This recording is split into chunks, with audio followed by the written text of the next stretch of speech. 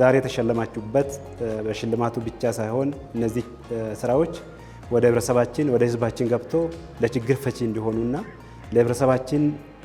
እንዲውሉ የጤናውም ለጤናው ስማርት ሲቲም ለስማርት ሲቲ የትምህርቱም ደግሞ ትምህርቱ ላይ ገብቶ እንዲያግዝና በዚህ እንዳትቆሙ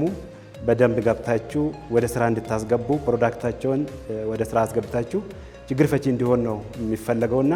ለኢትዮጵያችን አብረን የምንሰራ ለእድገታችን ለሀገራችን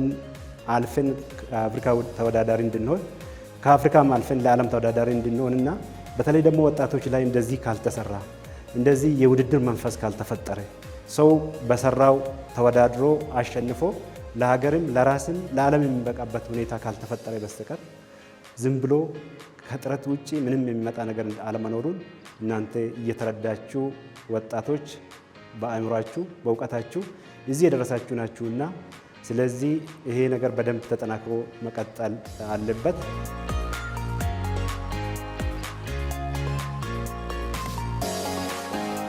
እናንተ የተዘጋጃችሁ በቀላሉ ፒክ አድርጎ የትም ሀገር እንድትወዳደሩ ከማድረግ አንጻር በደንብ እንሰራበታለን። ከውድድር ብቻ አልፎ ደግሞ ወደ ፕሮዳክት እንዲወጡም ደግሞ እናግዛለን።